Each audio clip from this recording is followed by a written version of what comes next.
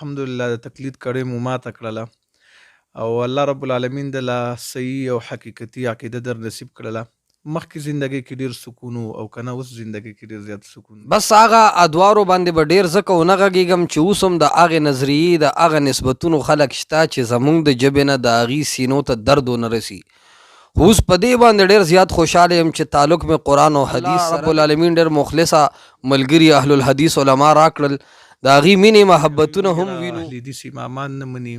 آیا د دې خبرې څومره حقیقت دی؟ تاسو مخکې هم زندګي وه اوس اهل حدیثتوب ته راغلی، دا خبره ائمه منل دې ته وایي چې قرآن او حدیث پرېږده او دې پسې روان دا احترام به احناف صرف د امام ابو حنیفه کوي، اهل الحدیث د تمامو مجتهدین. په باب د اسماء او صفات او عقیده کې د امام ابو حنیفه رحمت الله علیه عقیده دا ده چې الله بره د عرش د پاسه دی، نو دا احترام خو صرف اهل الحدیث د امام ابو حنیفه رحمت الله علیه. امام ابو حنیفه رحمت الله علیه عقیده خرابه وه، ظاهره خبره ده چې دا ته معلوم وخت به راشي زه به وښایم چې هدایه زمونږ کلاو کې هر ځای امام شافعي رحمت الله لاندې کوي. الحمدلله ډېر تاسو سره مینه کوي، مخکې هم کوله خو مخکې بعضې ملګري داسې وو چې هغوی د څه نسبت او د څه وجې نه تاسو سره مینه کوله. آیا هغه ملګري اوس هم هغه شانتې مینه محبت ساتي او که نه؟ الحمدلله 2-2.5-3 پورې عوام داسې دي چې هغه ما سره په دې عقیده باندې ولاړ وو. انشاءالله ان قریب ده چې اعلان حق به تاسو علی الاعلان ووینئ.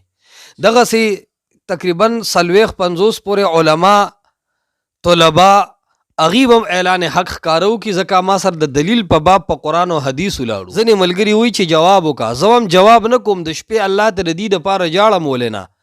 دا مرض خو ما هم تېر کړی دی، څه وخت ډېرو غټو شیوخو پسې مونږ بدې ردوي.